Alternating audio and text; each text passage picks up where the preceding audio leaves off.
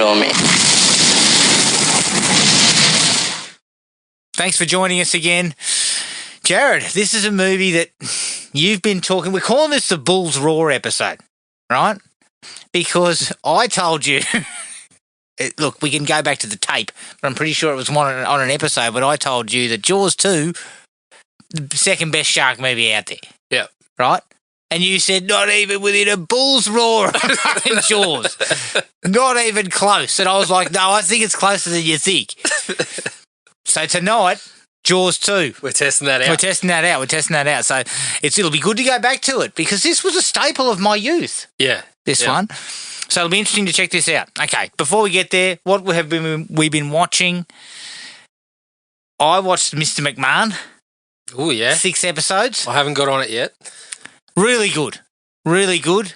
They talk to everybody. Everybody talks.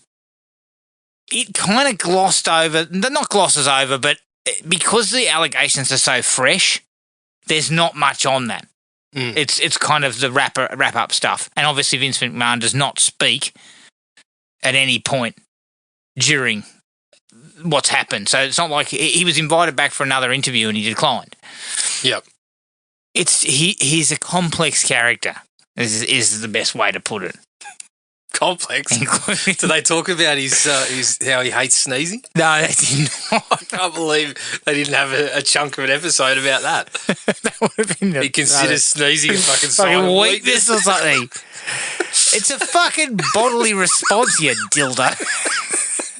But he does make this comment, Jared, at one point, and I think you'll probably be highly amused. He talks about how he's got like 3 different fucking braids going on. He says 2 of them are in his ball bag. Yeah. He says, "I'm listening to you, but I'm struggling to take it all in because I got this second this thought process inside me." And the bloke says, "Well, what's that about?" And he says, he basically says something to do with sex. I was like, what the fuck? Vince, that doesn't help your cause, does it? No. Jesus. That does not help you fucking silly old man. Yeah. He is a very strong businessman. Yeah. But he's a fucking, I think, a loose unit. And that's and that's being nice, I think. I think that's being nice. I think his son comes off really well. Yes. He comes off really well in the documentary. And has a fairly strong reputation in the industry of treating people pretty well. Yes, and it's clear that all he ever wanted was his dad to tell him that he did a good job. Yeah. And he never fucking got it. Yep. And I think that's sad. I don't think anybody else did either by the sounds of it. You hear the stories of, I've been listening, doing the rounds on YouTube of short snippets of podcast episodes and shit like that. Yeah. And they always talk about Vince in gorilla position, which is like a backstage thing where he's on a monitor and he's like, there's so many stories of, we fucked that up. And then we walked back and Vince is in gorilla position. He's fucking fuming. He looks like he wanted to rip your head off. It's just, there's all these stories about, we walked back and Vince is in gorilla and he's fucking just about ready to blow up, or he tells us to fuck off. I think he's definitely got that reputation. Interesting viewing. I think you'll really enjoy it, Jared. It's really up your wheelhouse, and it covers everybody and everything. Paul Heyman, I've heard Paul Heyman gets in. Yeah, he gets plenty of action. He's a pretty good storyteller. There's a guy who runs a magazine. Yeah. I've seen him on Dark Side of the Ring. Yes, he gets plenty of play, and he's good. Yep. It was really interesting. One of the ones for me that was most interesting was Shawn Michaels. Yep. Because he freely admits, look, I was a fucking dick. Yeah. Back then. I was a bit of a dick. And they talk about the Montreal Screwjob quite heavily, which is good. Yep. But really, really worth it, Jared. It's one of the better Netflix docos. Again, did they talk about one of my favourite stories about fucking Triple H and Stephanie playing doubles tennis against Vince and Linda? And I wish there was more of that. Or when he pulled both hammies and crapped himself at the same time. Because you know what? That's a fucking skill. The show must go on. Look, there's a few instances in which the show probably wouldn't go on, and for me, shitting myself would be one of them. I don't think I'd be standing out in front of 50,000 people with soiled drawers. I do not need to sit in my own fucking fecal matter for the night. I think a quick change. You know what, Vince? That seeps through. Yeah. Even in black Everyone pants, can mate. see it, Everyone mate. knows. Except the home audience, because we've shot you from the waist up. So you. Now, I watched another documentary called They Called Him Mostly Harmless, which was on Binge. And it's about this guy who they found dead in the wilderness in his camp. He'd set up camp and everything. He was dead and he had no identification. He had no driver's license, he had nothing. So they started looking into it and they found out that he went by the walk, like he was a hiker. He went by the hiking handle of Mostly Harmless. So, you know, it's one of these docos that gets in on the, you know, the internet sleuths again. And it spends way too much time with them and their fucking shenanigans. And then, once again, now they all come off as fucking idiots. And it turned out he wasn't quite the guy that, you know, everyone thought he was kind of this nice guy. But there was a reason why he was away from, you know, civilization and he was fucking keeping his name and details on the down low. Right, and that stuff's kind of interesting, but it's kind of jettisoned for the internet sleuth angle. Yeah, right. Which we've seen this, like, remember those fucking dildos who were in that one about the Cecil Hotel? Yeah. You know, same thing happened. They started pointing out someone else and saying he was him. Well, he's just hit a point where any decent work was probably undone. Done. Well, it became such a thing that everyone was jumping in on it. So people that weren't necessarily sleuthing to the depths, yes, would get in on tossing out theories and it kind of blew up just like that Cecil Hotel one. Yep. So it's not great. I wouldn't sort of seek it out. I watched a Blumhouse one called Unseen. It was all right. There's a much better one of a similar style with a blind girl who needs an aid via like kind of like, you know, you can sort of log into them and they can see. And that one was much better. I've seen one of them. Yeah, that was much better. Unseen was okay. I also watched a new Netflix comedy called Incoming, which was actually all right, Jared. It was sort of like your coming of age time. I guess you'd say American Pie. You know, it's the big party tonight, and the freshmen are getting a look in because, you know, one of their mates, his brother's throwing the party and stuff like that. Nothing groundbreaking, but piss funny. Fucking, I wouldn't call it a cameo. I'd call it more than a cameo. But Bobby Cannavale as this teacher, the science teacher who constantly seems to appear at the party, try and teach them something, and of course it involves alcohol or pot or something. Next thing you know, he goes, all right, I'm leaving, I'm going home. Next thing you know, 20 minutes later, we see him again. Fucking, like, it's piss funny. Like, his performance is gold, pure gold. Worth a look, Jared, I would say. Worth a look. It was all right. And the last thing I watched was the new version of Salem's Lot. As did I.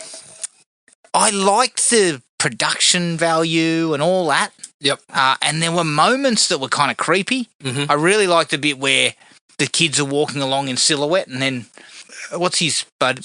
Straker comes out behind and grabs a little kid. Yeah. I thought that was great. I thought that was really great. But I think they kind of botched the character stuff. There's no real effort in that. Yeah. You don't get to know people. You don't build much. No. They rely on a couple of kind of key sequences that are okay, like the kid at the window and the autopsy, the woman getting up at the autopsy. Yep. And they're key parts of the King book. But, I mean, Stephen, you're an exec producer, so I know why you were gibbering about how good it was. Yeah. It's not that good. Not, no. I actually think the original's better than that. I'd say the original's still probably the best of the three of them. Oh, yeah, definitely. Yeah, I agree. There was parts of it where I kind of liked the look of it. There was certain sequences like where they go outside and you see people on top of fucking buildings and shit like that. Not people. You see the vampires on top of buildings and shit like that, which I thought were reasonably effective. But as you said, there's not a fucking shred of connection between any characters. I mean, we get fucking people for fuck all time and then they're gone, and someone's supposed to feel bad about it. You're like, I didn't even know these people were fucking here. It's just it really falls flat. It's just fucking going from one plot point to another with very little of that character stuff happening. I didn't even mind a couple of the changes they made. There was a couple of changes that I thought, and they're just done for the sake of, well, this is familiar material, so we've got to do something different. Yeah. But there was a couple of them where I thought, okay, well, I'll go with that. I don't mind it. But it just all fell flat because there was no bones there. So. Well, Jared, part of the book that makes the book so good is the whole sort of, Straker, Barlow, they're these sort of characters in the background who are kind of weird and shit. Yep. But you never really got that. No. Like, Straker was kind of weird, but that was it. Like, you saw him maybe one or two times. Even in the original, you get the interactions between Straker and some of the townspeople. Yeah. And that's what builds a lot of it. But they didn't bother. No. He speaks to the kids one time, I think. That was it. And I think I said to you, Pilar Asbach, who I think is a pretty good actor. Yeah. He's having a fucking shocker. Yeah, he's going a bit over the top. He's going too over the top. He doesn't get anything to do bar a handful of scenes. Yeah. It's just... That's it. I was heavily disappointed because initially when we started, I thought, okay, well, this looks better than I expected it was going to. But yeah, unfortunately not to be. What else have you got? Well, I've got a few here. Firstly, I remember I told you recently that I kind of left Heels for a bit. Yes. You went back to it? I went back and finished it. I need another season. I need another season at least. She ends on a fucking cliffhanger. And it's good. Again, the finale's pretty strong. I'm like, fuck, I hope it really hits on Netflix in the States so Netflix comes to the party and says, here, make another season. Yeah. Because I would love to have that. I checked out, me and Maddie we did a movie night. There wasn't much on offer at Hoyt's, so we checked out Never Let Go. Oh, is that the Halle Berry one? Yeah. Pretty average. Pretty average. I couldn't recommend it. Initially, there's a bit of... intrigue about what the setup is. It's another one where it sort of starts off and you're wondering why things are like this. It's almost like Quiet Place, maybe? Yeah, I compared it to something like A Quiet Place in that they're living this really altered life for some reason, but A Quiet Place makes it pretty clear why. This one was sort of... It took a long time to sort of start to unravel, and you got a few kind of suspicions about what was going on, and it kind of does go sort of, it doesn't really surprise you with the directions it goes, but I didn't think it was very good. Okay. I watched Boy Kills World. Oh yeah, what's that like? I kind of liked it. Yeah. It's full on, it's very goofy, it's kind of like, obviously takes a lot of inspiration from, some video game beat 'em up sort of style, obviously with the voiceover and whatnot. Pretty heavy on the martial arts action stuff. But yeah, I quite liked it. I thought it was reasonable. Good. I watched Beetlejuice, the original, and then went to watch Beetlejuice. I mean, the original, I like the original. Don't get me wrong. I think it's really good. But I think it gets elevated into like flat out classic tier, and I'm kind of not quite there with it. Yeah. I really do like it. How was the second one? The second one was actually good fun. Yeah. I thought it was okay. I mean, some of the criticisms are warranted. There is a lot of shit going on. There's one particular storyline that's just kind of left completely. It starts out and you're like, oh, this is pretty interesting, and then it just fucking doesn't come back. They forget it. But overall, I had fun with it. It was fun to see Michael Keaton doing that again, and Winona Ryder was pretty good, and Jenna Ortega was a nice addition. So yeah, I thought it was all right. I watched Damsel. Oh, is that the Millie Bobby Brown one? Yeah, on and Netflix? I know Gibbo had mentioned it. I'd been circling it for a while, but after his cold response would be one way to put it. Yeah, Gibbo wasn't high on it. No, he wasn't high on it. I actually found out it was Netflix's most viewed movie for the start of the year, for the first 6 months of the year. Jesus. I think it got 144 million views. Oh. It wasn't great. Like, I understand where they were going for, what they were going for with the story, but it just fell a little bit flat. They'll probably revisit it. We'll probably get another one. Because, I'd say so. Yeah. It was such a hit. I watched Rebel Ridge. Oh yeah, I heard that's good. It's really cool. Yeah, I liked it. Bit of a First Blood kind of vibe, but not as much on the action side. But yeah, the fella in the lead role is very strong. I thought he was a really good fit for it. And yeah, I really enjoyed it. Him and Don Johnson get a lot of work to do. Is Don like Sheriff Teasel. Don's like the sheriff, yeah. Okay. Yeah. So, a bit of a Sheriff Teasel vibe, a little bit less of just the out and out, get the fuck out of my town, and a bit more sort of going on behind the scenes. I'll tell you what, to get a meal? No. Get the fuck out of here. Yeah, so I would say check that one out. I'll check that one out, I think. I watched Accident Man, Hitman's Holiday. Okay. This is a sequel because you've seen the first Action Man. I like the first one. I like this one too, probably not quite as much. It goes a little bit, it tries to up the stakes a little bit, but for a long time it feels like there's not a whole lot going on. But then we do get into a couple of really cool fight sequences, which you can always count on Scott Adkins to produce, unless he's in a Frank Grillo film that's masquerading as a Scott Adkins vehicle. Scott Adkins joint. Scott Adkins does a glorified cameo. Okay. Then I got into a little bit of... I got myself tangled up in some more Charles Bronson.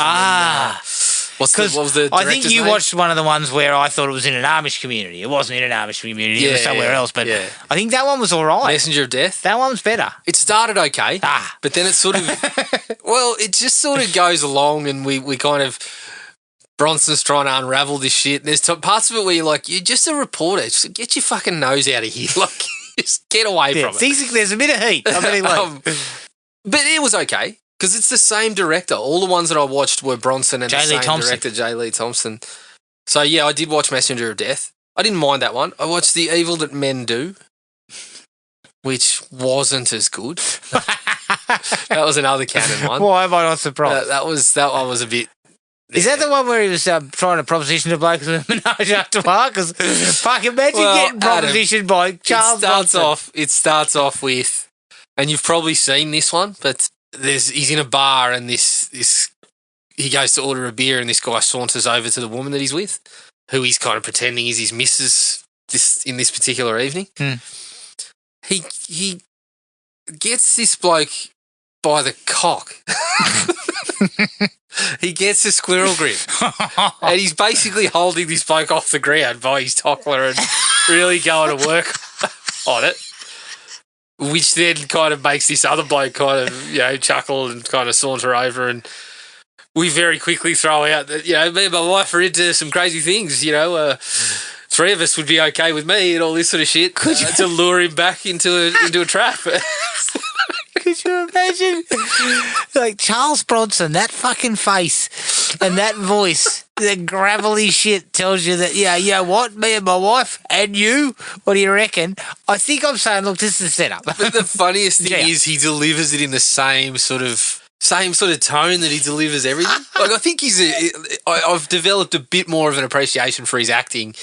But he's very level. He never really fucking swings, Charles. Yeah. So he's kind of delivers it. And I think you got to get the excitement levels up a bit when you're trying to sell that. We're into some crazy things, me and my wife. It's just like, okay.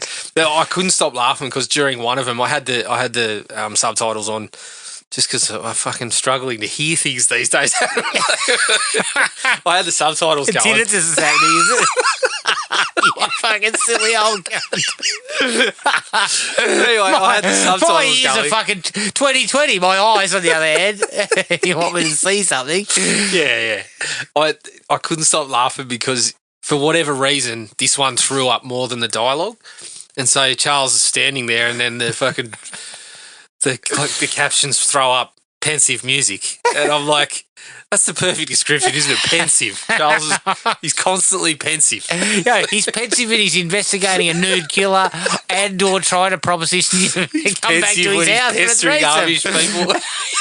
Exactly. Were they Amish? No, I don't think they were Amish. I think they were like fundamentalists. Or Mormons or something? No, it was a Christian denomination, I believe. I can't go into it, but... God only knows. Sorry, I haven't completed my course on theology. I know. I don't think you need it. Now, not for this one. What else you got? You got anything else? The White Buffalo. Oh, the White Buffalo, yeah.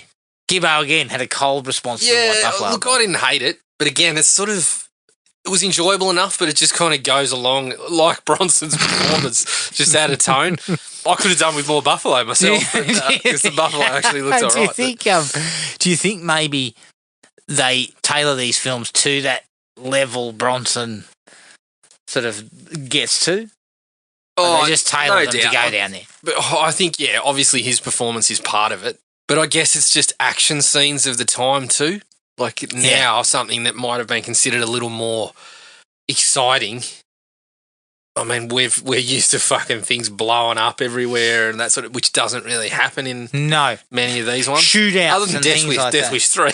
Oh, yeah. I could have done with a few more That's a explosions. bit better. That's a bit better. But yeah, the buffalo actually looked better than I thought because it's the way that they shoot it. They use it reasonably well, but it's not in the movie very often, and it's they focus a little more on Bronson and his relationship with the American Indian fella, the Native American fella that's in the film. Okay. So yeah. I don't know. I can't remember Gibbo's exact thoughts on it, but I probably wouldn't be too far off them. No. And I finished up with Founders Day. Oh, yeah, I watched that. Yeah. What do you think of that? It was okay in parts, but it starts to sort of once it sort of comes together, it's just kind of a bit silly. It's ridiculous. It's just the machinations of how and what. Yeah. It's just lunacy. It's like, fuck. I didn't mind a portion of the way that it ends, but yeah. Yeah. It sort of looked, to me, it was a sort of a cheap version of Thanksgiving. Yeah, it was obviously going for something like that, but then it's very, very clear with the townsfolk and the division in the town that it's trying to comment on current political sort of situations in America and the ending all. You knew it was all going to wrap up in that in some way. Yes. So yeah, I could see what they were going for, but I just thought the slasher parts of it were a little bit. They fell a little bit flat. Didn't quite land. A little bit weak as hoped. I would have said. There was a couple of the kill sequences and the costume. I didn't mind the way the costume looked. There was a couple of the kill sequences that were okay, but all in all, it was middling, I'd say. Yeah. And that was it for me. All right, let's take a break. Here's the trailer for 1978's Jaws 2. The legend continues, but no one sees it. Chief Brody! The legend continues, but no one believes it. That's a shark. And I know what a shark looks like because I've seen one up close. And you better do something about this one because I don't intend to go through that hell again. The legend continues. Harry! The all-new Jaws 2. Jaws 2 from 1978, directed by Genot Schwarzak, who directed Santa Claus, the movie. It's produced by David Brown and Richard D. Zanuck, who produced Deep Impact. It's written by Carl Gottlieb, who wrote The Jerk, and Howard Sackler, based on characters created by Peter Benchley. It stars Roy Scheider as Chief Brody, Lorraine Gary as Ellen Brody, Murray Hamilton as Mayor Vaughn, and Joseph Mascolo as Peterson. The budget was $20 million. The box office was $187 million. Now, little do people know that this actually shot for 4 weeks before they scrapped it all. So a totally different script, totally different director, and they scrapped it all and went back to this. So the film, under director John D. Hancock and Dorothy Tierston's writing, had originally a different tone and premise than what would eventually be seen in the final film. The two had envisioned Amity as a sort of ghost town when the film opened with several businesses shuttered and the island's overall economy in ruins due to the events seen in the first film. The new resort and condos built on the island by developer Len Peterson were to help celebrate its rebirth, giving the island's economy a much-needed boost. Tristan had borrowed a subplot from the original Jaws novel and from a discarded early draft of the first film in which Amity officials were in debt to the mafia. Both Mayor Vaughn and Len Peterson were anxious for the new island resort to be a success, not only to revive Amity, but to pay back loans from the mob that helped build it, thus leading to Vaughn and Peterson ignoring Brody's warning. Tierston and Hancock felt this treatment would lead to more character development that would make the overall story much more believable. I've got some... I'll come back to that with some of my dislikes because some of that stuff actually, I think, makes for better material. But... Jaws 2, Bulls Roar, Jared. How far is the Bulls Roar? Because we've said that Jaws is 5 out of 5. Yeah. So, in your mind, what's this one? Okay. So, I'll be clear in saying that I actually don't mind Jaws 2. I think it's a decent movie. She suffers when you're watching it through a lens of how big's the gap? Yes, yes. But all in all, I think the stuff on the water is reasonably good, and there's a few scenes of some of the danger, some of the attacks that I really like, including down the stretch. I think Roy Scheider is good again, but there's a couple of things that really, really make it hard. And, you know, you've sort of mentioned this already, and it's something we'll both come back to, but the skepticism in the film almost ruins it. Yeah. That's really hard, really, really hard to cop every time it comes up. Secondly, the relationships are so lacking in comparison to the first one. Like, you really miss Hooper and Quint. Yeah. Or something like that. Because all you get is a lot of these teenagers, and the fucking relationship there is tenuous. She's fucking barely even a relationship. But also, there's 1,000 of them.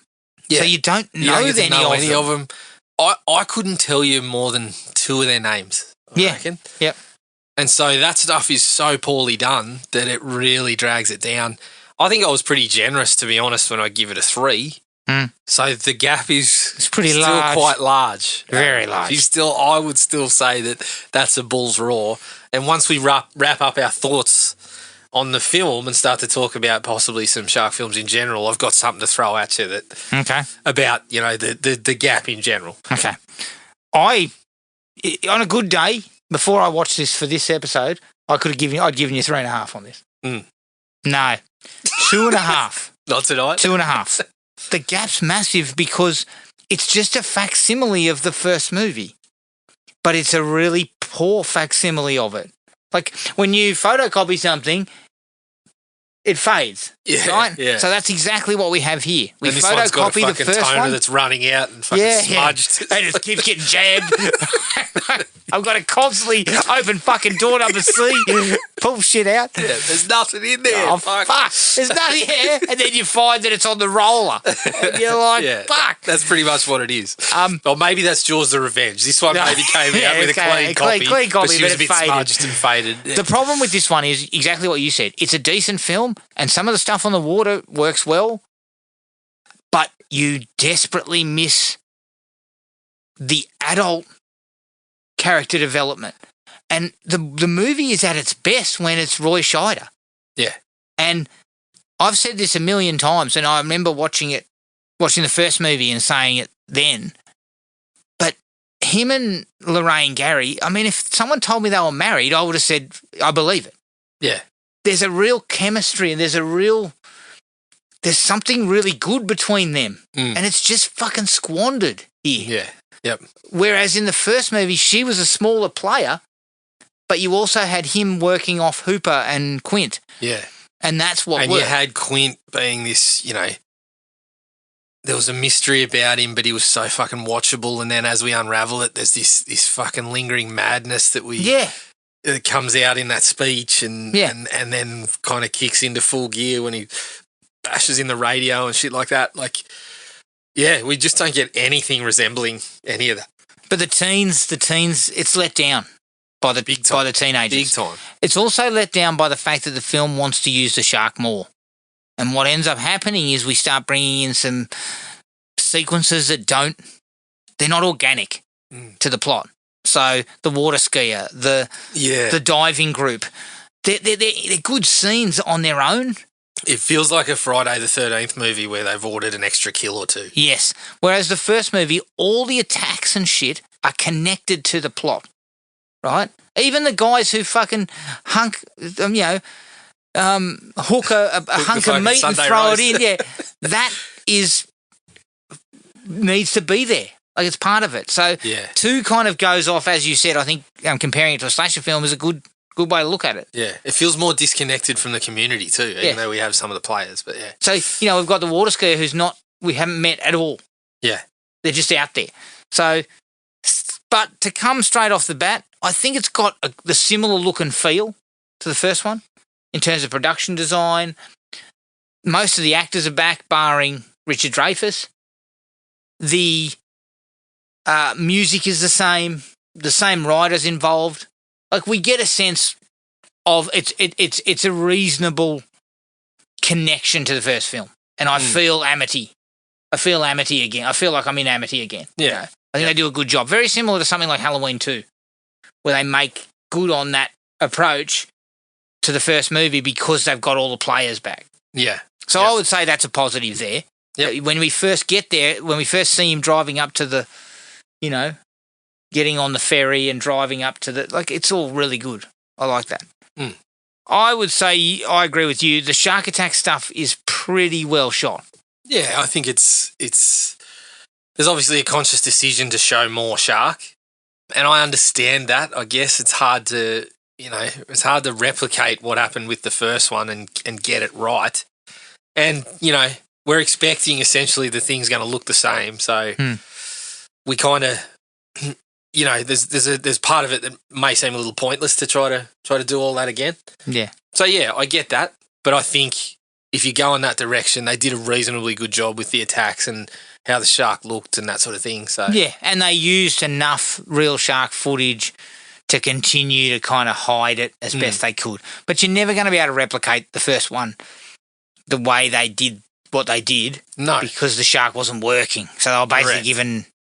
I mean, from what I heard, Star Shark still wasn't fucking working in this one either. But, it was obviously working better. Yep. I said this before, chemistry between Roy Scheider and Lorraine Gary, fantastic. Yeah. My number two on my married couples on celluloid.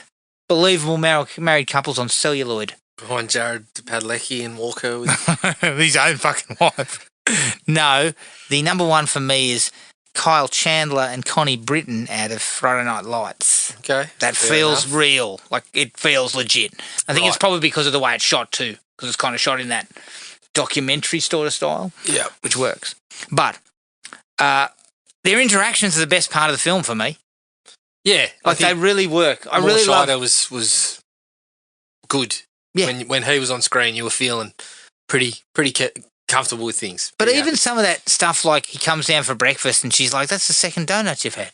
He's like, "With coffee." Yeah. Like, he's fucking like he's kind of incredulous. That's the sort of thing I'd expect to hear. Exactly. Your second donut, you bloody lard-ass. Seventh donut. Yeah, I'd be like, I've eaten the whole...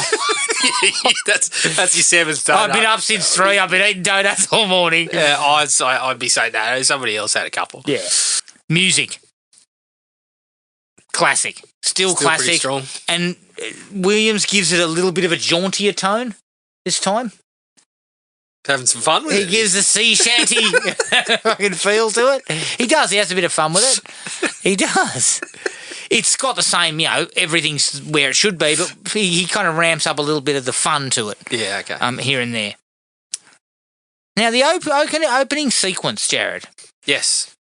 I like it. Yeah, so nice little callback, the orca. Yep. Yeah, I'm a sucker for that sort of stuff. I dug that's what they were diving to. Yes. I like the fact that, they're going down there to take photos, almost like, selfies and shit. Yeah. And I'll tell you what I love. The best part of that entire thing is when they see the orca for the first time and you hear the music kick back in. And like it's a little bit jauntier? Yeah, it's slightly jauntier, but it's very reminiscent of like that adventure style of the first one. Yes, yeah. And I was like, that's fucking awesome. Like, yeah. That's really, really cool. I dug that too. And I also didn't mind the idea of the camera catching a snap of it. Yes. Because you can still do that with an element, as they did. The shot's not fucking clear. No. Look, the evidence is weak. Yeah, the evidence is weak. The evidence is pretty weak. But I felt like that wasn't a bad way to go. Part of me thinks maybe they shouldn't have shown the shark before Scheider gets a look at the pics. But I like that they're sort of around. And it gives us, as the audience, that we know, hey, it's the shark. It's a shark. Mm. So it kind of, I don't know, that lends itself to one of the problems about the movie. Mm. But I like that idea of that being in the periphery for a little to while, come yes. across and to use and to be fucking dismissed yes. very quickly. Heftily dismissed. If he shows you that photo, what's your take? I'm like, fucking close the beaches. No. I'm like, I don't know. I'm like the old guy who goes, seaweed? yeah. With you and your eyes. Yeah. I mean, I look at the picture and see it clear as a bell, but he says to me he's had a shark. I say, what? What are you talking about? Shot? No, I didn't shot. And I'm here going, let me get my glasses. then I'm still like, seaweed? Yeah, seaweed. I look at it and I say, that's the Loch Ness Monster. Fuck, we better clear out of here. Yeah. Exactly. No, I agree. I liked it. I thought it was a good start. And as I said, some people hate it when you call back to the first movie like that, but I thought that was a really good way to do it. I think that was a really just cool a couple of seconds shot of the orca sign to let us know that, hey, yeah, that's what they're checking out. And so a little bit of time's passed. This is a wreck that people are diving to. We get the sense that, okay, well, maybe things are back to what they were, or... Yeah, I liked it. Yep. I did like the shot of the shark fin coming up against darkened Amity in the background. Yeah, that was a really cool neat shot. That cool was shot. a good little bit of direction. I believe that's the only shot that John Hancock did that's still left. Right, maybe they should have fucking let him do a bit more. That was really nice. I just liked the way it stood out. I was just like, you mentioned the word organic, and I don't know whether it was necessarily, we're just sitting there looking at the water, but I love the way that it's just the fin. Yeah, and then it just pops up, disappears and then quickly. It just disappears quickly, and we've just left with the shot of Amity in the close dark, enough that oh, okay, it's close by. We're here. We're back. I did like there's a sort of I wouldn't say it was a bait and switch, but they do the guy on the sail going up in the air and down into the water, and then we have the shark could have come to him, and then he flies out of the water, and then we go straight to the girl on the jets on the water ski. Yep. And I actually think that one's quite a good attack. I've got some problems with how the girl in the boat handles the fucking situation. Yes. Yeah. I mean, couple of problems. You don't need to douse yourself in petrol, do you? For fuck's sake. Maybe it's just me, Jared, but I think the flare on its own would have probably done the job. Shit. The shark would have gone, fuck, what the... Yeah, maybe. Best to get out of here. Yeah, but if there's a flare around, I don't want to be anywhere near the fucking petrol. But, anyway. No, I agree. I thought that was a pretty decent and one. They used the real shark footage quite well there. It's actually quite realistic. It actually looks like, it almost is an attack. Like it's very well seamlessly sort of edited in there. Yeah. I've got a slight issue that I'll bring up later about how the shark attacks the boat. Yeah. Which is when it's at its least convincing. Yep. I had one around this time with the teenagers. I didn't have much to like about them, but for whatever reason, I got a bit of a laugh out of one of the interactions between. There's the bloke that kind of looks like a young Steven Spielberg. Yeah. And he's kind of sitting there, and he goes to one of the other guys. Oh, I can't remember what She's he said. checking you out. Oh, check this girl out or whatever. And then the guy looks at her and goes, "Tits like a sparrow." And the other guy looks at him and goes, "Why do you have to talk like that?" Yeah. I kind of like that back and forth. I did also set up that. Okay, that was one of the few bits where I'm like, well, that's a simple way to set out that. Hey, this guy's fucking, a bit of a sleazeball, and the other guy's trying to be a little more charming and refined. And whatever. We don't take that anywhere, but I got a bit of a chuckle out of that. I also didn't mind the bit where Keith Gordon's talking to his mate, going, "Look, she wants you," and he's like, "No, she doesn't want me. I'm skinny. I got glasses. I live in Amity year round." Yeah. And then he goes, "Yeah, you're right." I did. I laughed at that one. Like, yeah, she wasn't looking at you. I thought that was pretty funny. I did like the scene where Brody goes off in the when he sees the bluefin, the bluefish. Yeah. And he's already put fucking, what did he put on his bullets? Cyanide in his bullets. I actually like that. It sort of showcases he's kind of gone a little bit fucking cracked. Yeah. And he's hyper vigilant. And there was room for that. Yeah. I think that was pretty good. A bit like, I don't want to go comparing to Slashes again, but a bit like fucking Loomis. Yeah. It's a little less hammy. Yeah. In the way that but same sort of thing. Kind of, it's kind of, he's hyper vigilant to everything. An impact. There's a lingering sort of effect. And I kind of love the delivery of it too. The guy screaming out. It's just bluefish. It's bluefish. I think the way that they play that and the way Scheider plays it really does give him a sense on the camera of like, oh, am I fucking losing it? Yeah. And I kind of like the shot of his son helping him pick up the shells. Yeah. When everyone else has fucked off and just Yes. left him standing there. I thought that was kind of cool. Yep. Nice little touch.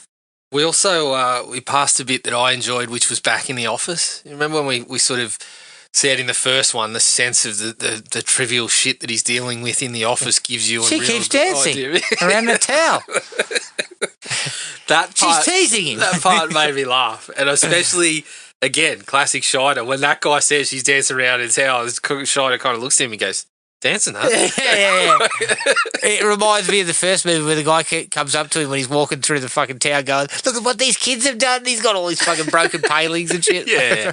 I also like that, you know, when his partner comes in, who I actually, again, I liked him and Scheider's kind of back and forth, although not a lot of it. I thought their relationship was pretty good too. But when he comes in, he starts talking about it. He's holding the camera and kind of gives Scheider the, oh, we found this, blah, blah, blah. And then as Scheider's walking out, and he sees that bloke again, he's like, you want to go check out this dance for me or something like Dancing? I like I that. thought some of that was good. Yeah. I Some think nice little touches that's the stuff that of we could small have done town with a little more amity of. Yes. again. Yeah. And we didn't do it enough. I kind of like the shot from the back of the shark, which I believe they used a saddle. The cameraman rode the back of the shark with the saddle. And especially when it's chasing them out to sea. Yeah. And the camera then comes up and you see all the kids in their boats against the water line. Yep. So you know it's coming after them. Mm-hmm. So that was a cool shot. I also liked the way that the shark visibly sustained a bit of damage from the fucking explosion. Yeah. And for the rest of the film, it kind of looks... I had that scarred kind of look. I I like that. Yeah, and it was a nice way to kind of differentiate it Yeah. from the first movie. Yep. I think the best attack in the film is the attack on Tina and her boyfriend in the little boat, Tina's Joy. Yes. Because that genuinely, the tension's there. And I think that actress does a really good job of kind of ramping it up. Yep. I think she actually genuinely looks fucking scared. Yeah. So yes, I think that was a good one too. A lot to do with the performance. But again, the shark looks pretty good. They show the shark, but they don't. They show it under the water. Yep. And its fin briefly. Yep. But then the attack is actually him just getting pulled and pushed. Pulled under. Yep. And then just being pulled under. So I like that. A little bit of restraint kind of worked a bit better there. Yes. Yeah, I think it picks up from that too. I'm actually going to just take a step back. I did like, and it's sort of reminiscent of the first film and the head, but I actually didn't mind the corpse popping up yes. in the water. Yeah, not bad. Again, the scene's just reasonably well handled, like Scheider being fucking hyper vigilant and seeing something. Then scared of the water anyway. And you're thinking, is he gonna find nothing? Is he gonna? But then, we get a decent fucking jump scare there. A decent little bit of work. I thought that was pretty good. I also didn't mind, although I hate an aspect of this, Brody being fired threw a wrinkle in. Again, I don't think it's used as well as it could have been, but it throws a wrinkle in of what should have been his ability to keep other people's out of harm's way is hindered. Yes. And it's ever so brief, but it brings up another nice scene, as you said, of the family dynamic, the married dynamic, with the partner coming over, and he's obviously broken the news to Lorraine, but then fucking, Brody rocks up shit-faced and kind of starts pouring out the jack. I love the way he kind of gives the bloke a little dip, and then he gives him and then keeps pouring it. He did it in the first movie as well with a fucking bottle of wine. He fills bloody, what's his glass this much? Yeah. His own glass, a full glass. I actually enjoyed that scene. Yeah. And again, that's the quality of those actors. Like they're still, like when those guys are on screen together, it works a bit better. And I feel like you could have done more. Yes. With those guys. Yep. I think once the shark attacks the kids, it throws the chaos into the mix. And I mean, there's not a lot of cool heads. There's not a cool head to be fucking seen. No, Holy not shit. a cool head anyway. I mean, let's take a break for a second. What the fuck do we do? Take a deep breath. Take a breath. But I think that scene works well. The chaos of the situation's there. And because they're kids, they kind of... Initially, I was kind of like, how the fuck did you all manage to get tangled up? Yeah. But I'm like... And it stays shit's happening and everyone's looking left and right for the shark, and then I can see how... it stays at a good level for a good sort of 15 minutes down the stretch. Yeah. All that sort of is working pretty well. Although you know it's coming, the chopper sequence in there... Yeah, not bad, not bad. I did actually think the one that had the most, not quite as suspenseful as the Tina's boyfriend's death, but the one where Mike is laying is unconscious. Even though the shark's fucking head gets squished and looks a bit ridiculous, that's genuinely fucking tense. The way it's shot, the way it's edited. Yeah. You know, they're trying to pull him up and they keep dropping, and you can see the shark. You get a shot from behind its fin and that.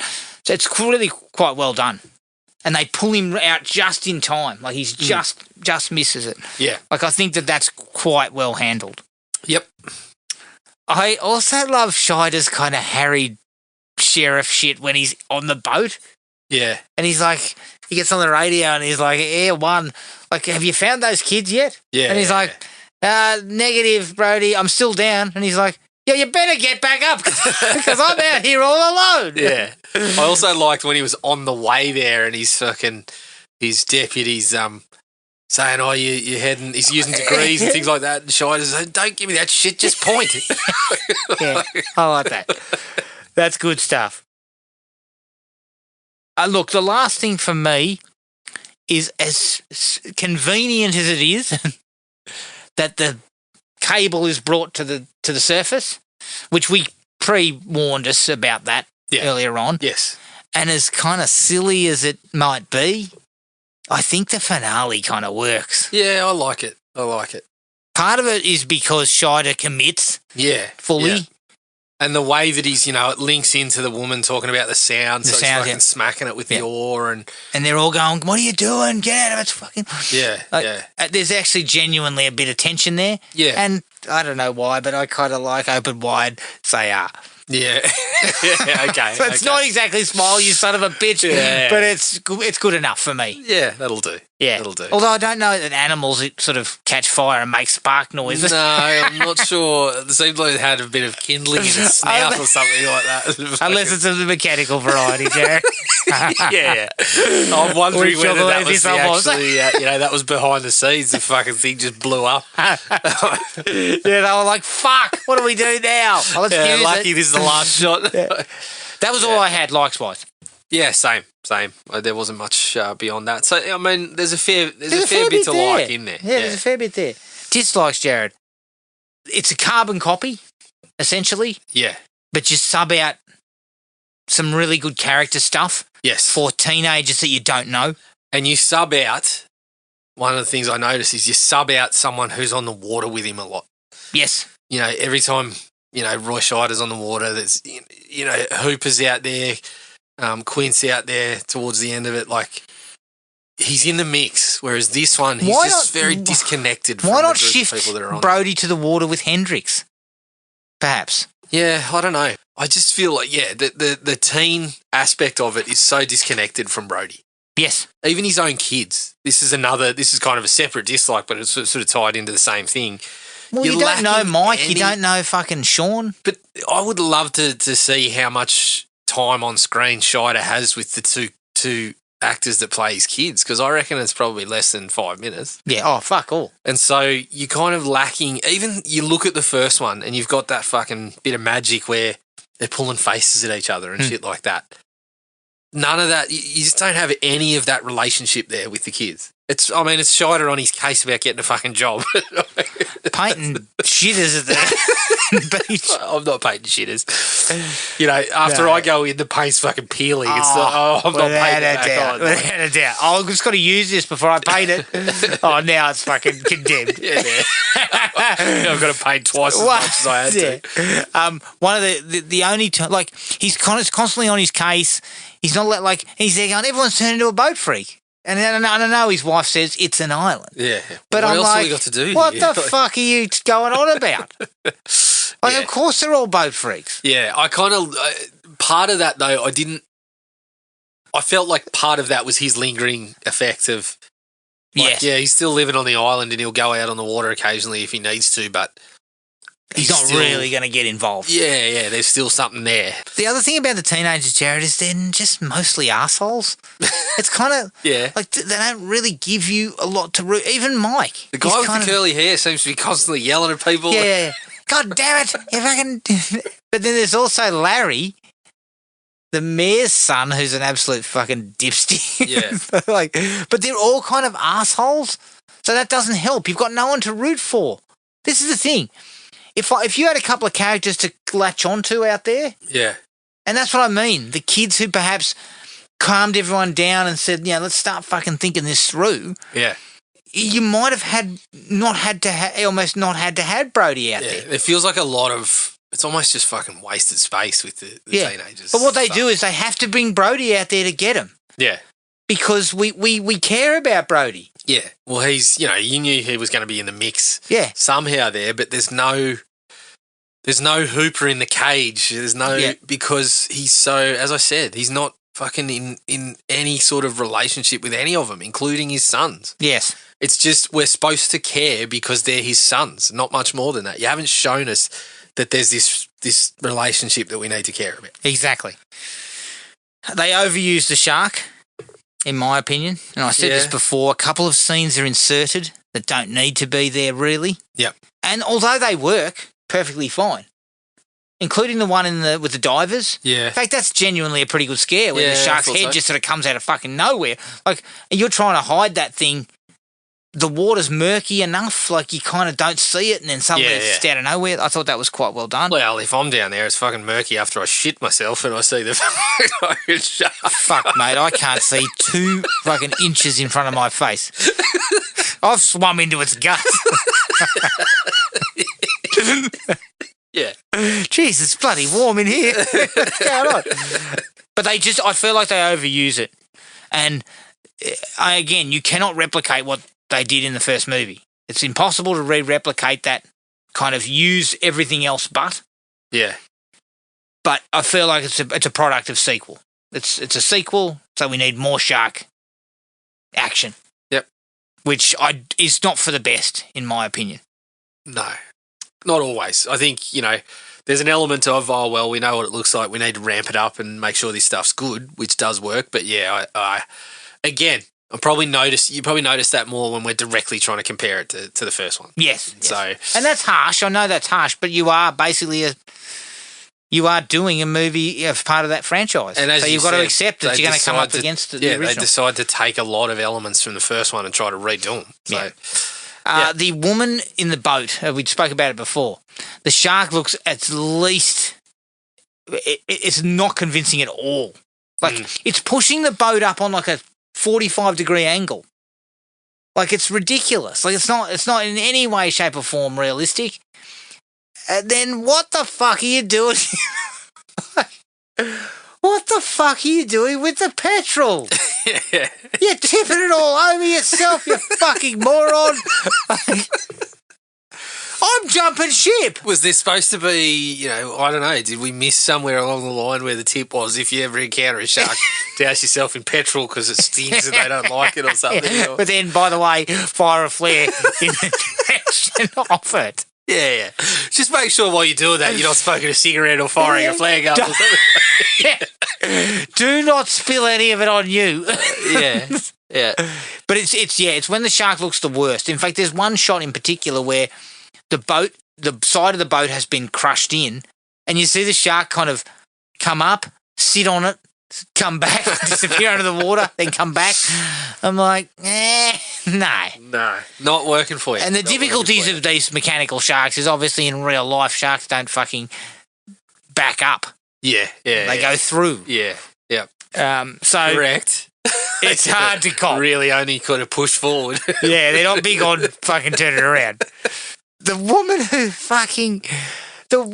finds, when they find the fucking orca that's been eaten, Yeah. and they bring her along, and she's like, I'm assuming she's like a marine biologist. Or Yes. something. Yeah. And her response is, what makes you think there would be a shark that big in these waters? I don't know, 3 years ago when it fucking The kind last of time it happened. Very recently. Exactly. Do you know where you are? This Did is you read happening. about this shit? Do you remember this?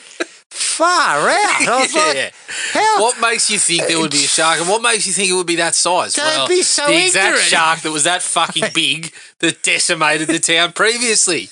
I mean, fuck, is it that hard to understand? Yeah, get down to the public library, get out the microfiche. Yeah, but it's also annoying that Brody doesn't say that. Yeah. We had one. Yeah, We've already been through this. Why does she say the waters are too warm or something? Yeah. Bullshit. It wasn't fucking warm enough for the last one. Yes. And also, the portion, they play a little bit with, it's been floating. It's been floating for a day or so it could have been ages. further Nibbled out. on by thousands of... Like, acknowledge that, I know we had one, but let's not fucking jump to the conclusion. Play with that part of it. Yeah. But it's just so, this is where the frustration really starts to creep in. But this is once again where it almost feels like we forgot the first movie. Yeah. Like... No, we're fucking... Like, it's one of those things where you think, everyone would know about this, wouldn't they? Oh. And if someone's the expert, they're looking into this fucking region before they come down here and saying, this happened reasonably recently that they had a shark attack down here. It's the same as the mayor just dismissing him out of hand. That one is even... As if this never happened before. I mean, number one, how's the mayor still in office? Oh, How? Adam? he's definitely lost his seat. When it comes He's out... the mayor of Sharktown. When it comes out that he didn't fucking close the beach when we wanted the beaches to be closed, his ass is grass, mate. He's fucking he's gone. A bloke had his leg bitten off when you refused to close the beaches 3 years ago. Yeah, you've fallen on your sword, or in that time there's been another election. Yeah, there's definitely been another fucking election. brushed. That's why the John Hancock stuff works. The idea that they he's were in beholden cahoots to with the somebody. mob. Yes, yeah. And he doesn't want to believe Brody because everything rides on this. Yeah. And him still being in power. He knows there might be a shark out there, but he can't turn away tourism. Yeah, correct. Right. And so I think that's where that idea really comes in and says, well, that would have fixed one of the major problems. Yeah. So, because this runs through the middle. I mean, it's pretty much the second act of the movie. You're just constantly running into this, including with his fucking with his photo of Bigfoot. Oh, fuck. Yeah, you are not swaying anyone with that photo. Like, the eye is the only thing you can see. Yeah, but even then, like... Seaweed. Yeah, definitely seaweed. It's definitely seaweed. I'm still sitting there going, he thinks I shat myself. He's talking about a shark. I can't fucking... This guy's gone crazy. Yeah, fucking fire him. It's really... No, when he comes in with an envelope with what looks to be incriminating photographs, I quickly get up and leave. No, when he comes in with an envelope, I think it's this month's payoff, and I put my hand out. When he hands me a photo, I'm Thank sitting there, you. what the fuck's this? Where's the brown fucking sack full of He's cash? coming in going, sandwiches, ham and cheese, BLT. Yeah. Where's my I think he's got sandbag? incriminating photos of me doing something I ordered dicey. two. I ordered two sandbags this Exactly, week. yeah. I That think... stuff would have worked. Well, it would have made that stronger. It would have made the mayor, acknowledging it, but not being able to do anything about it because he's equally as fucking scared of the mob. That actually makes sense. Yes. So I think, that it's fucking infuriating. It is infuriating. Especially when the mayor says to him in one of their kind of one-on-ones, the mayor says to him, be realistic. Again, I'm being very realistic. We lived through this. You oversaw this. Yeah. It's just maddening to watch it. It is. Every one of those scenes, it's like you're banging your head against a fucking wall. It's so annoying. It is, and I feel like it makes Brody seem like an idiot. Yeah. And it's the same thing as the whole conversation about the shark tower. Mm. 3 years ago, a shark fucking ripped through this place. Of course we've got a shark tower. Yeah, of course what's he it's doing? manned. It's precautionary. It's a fucking- always manned from now on when it's peak season because a Correct. fucking shark killed a few people. Yeah. Like, what do you... I would think your tourism board would be pretty happy Yeah. that we'd be catching it this time. Exactly. We'd be ringing the bell before she rips any legs off. Exactly. So, again, it kind of overlooks the fact that the first movie occurred. Yeah. Yep. Definitely. And even Scheider's actions. He doesn't act like somebody who... He only says it one time, you know. I know what I've fucking dealt with one of these and I don't want to go through that hell again. It feels like, you know, if you had that pressure coming from that side, that means there's a reason why they're brushing him off. Mm. But then there's also the angle of Scheider thinking, is it me? Like there's some seeds of doubt in Yes. that bluefish scene. Like there's something there. He could have worked with some of that. Yeah. I Okay, think that's my last one. Fucking Jackie. The screaming lunatic who's out on the fucking water with the rest of them. Yeah. Holy shit. In fairness, she's got a reaction that'd bring. I mean, I'd probably be doing that. I agreed. I would be. But yeah, it's a bit grating. it's like nails on a chalkboard. Like I almost turned the sound off. Well, Adam, that just happens naturally for me. I've got natural fucking, noise cancelling. Yeah, noise cancelling ears. Noise cancelling ears at the moment, so that's pretty good.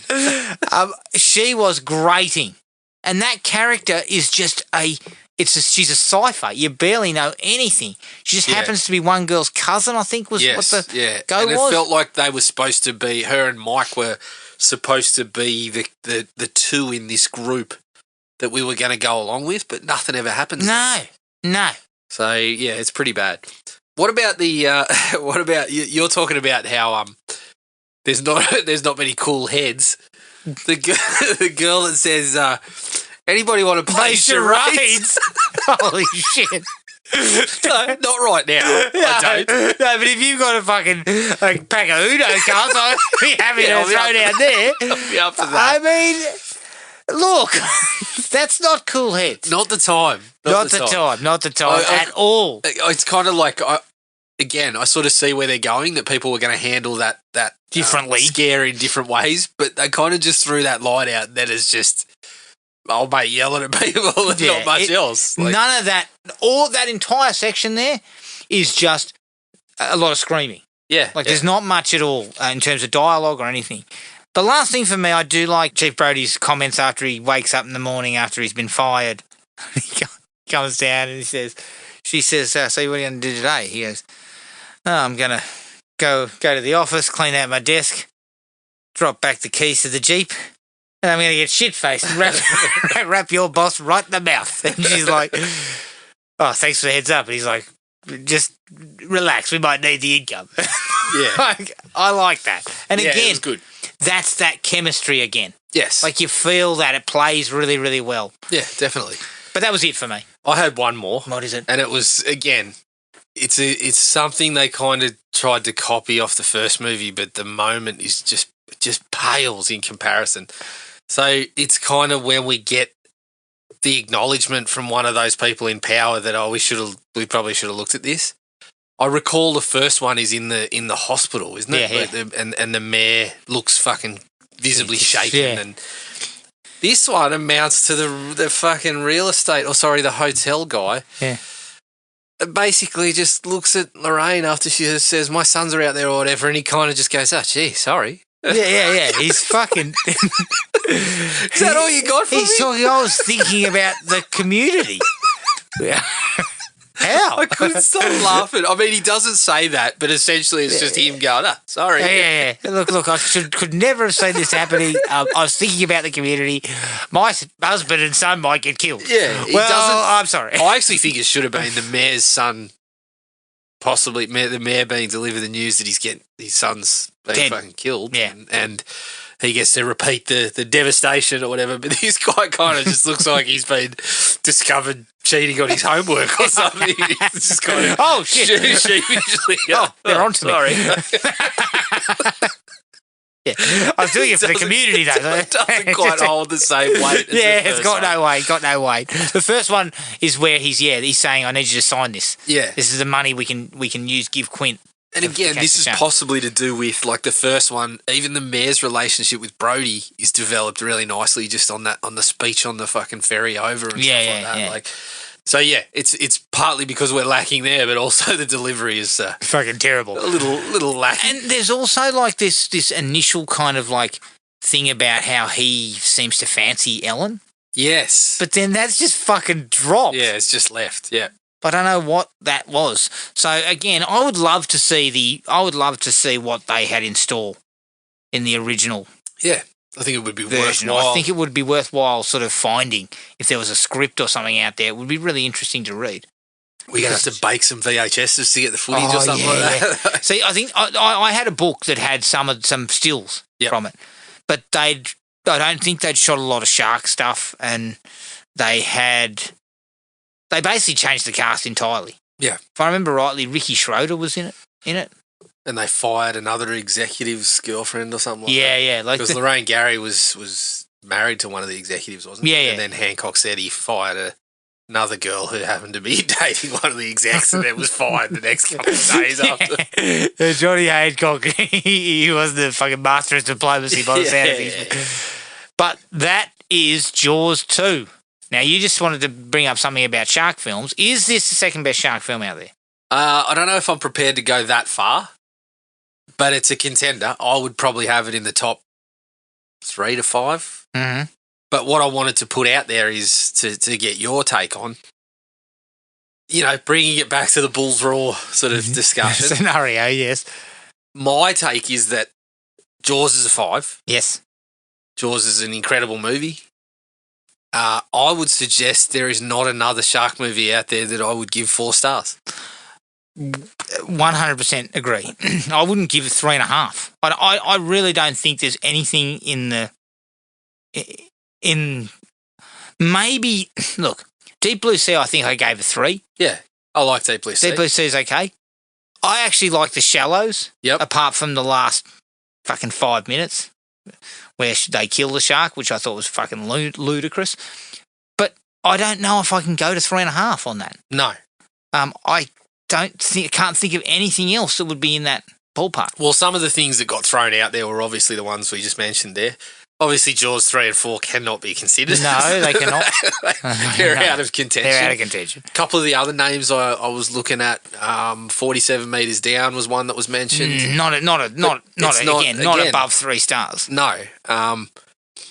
Open Water was one. Different type of movie, but again, is it more than 3 stars? I don't think so. No. I don't gravitate towards any of those movies. I think I'd be pretty comfortable saying that any of the others that I would have in contention here are 3.5 tops. Tops, yes. And you're stretching, in my opinion, to get to 3.5. Yes. But, I mean, the gap is fucking huge. The gap's, well, in 50 years, we haven't knocked up, in my opinion, another 4-star shark film. No. I'll go even further. I don't think there's a 4-star Jaws ripoff. No. That doesn't have to be a shark film. Yeah. You toss it up Grizzly and things like that. But, the piranhas, things like that. I agree. I don't think there's anything close to it. And I think it's... Part of it is that Jaws is lightning in a bottle. It was... Yeah, for sure. Just this perfect storm of stuff that all happened at the same time, right? So the music is the music was one of a kind. It's one of the greatest fucking soundtracks ever. Yeah. A young director who would go on to become probably the most well-known and possibly best director of all time. Yeah. An incredible cast, a fucking breakdown of materials that meant that they had to do something different. They had to work with what they had and put it all together, and it fucking worked a treat. Yeah. It's just not the same. Those other movies, they're all being compared. That's the problem. They immediately come out and they say, well, where does it fit with Jaws? Yeah. There's a couple, obviously, on those lists that I am still yet to check out. Orca is one that kept getting brought up that I do want to check out. Yes. But even then, from what I've seen, I can probably comfortably say that even if I enjoy that one, it's probably topping out at 3.5. 3.5, yeah. But I will seek that one out. Tentacles definitely doesn't get there. Orca is on Shudder, I think. The really important question is where does the last shark sit, Adam? Very low. The last shark. Fuck. The fact that Universal even bothered to sue them. Yeah. It's like, what the fuck? Like, I would have taken a look at 2 seconds of footage and gone, look, don't worry about it. Yeah. It's playing in the drive-in markets. Let them have their Who money. cares? They can make a few $million off it. Yeah. I think they were even calling it like Jaws 5 or something. Yeah, they were tossing out ridiculous things like that. that. But look, I would agree. There isn't a shark movie anywhere near it. Yeah. And that's 50 fucking years ago.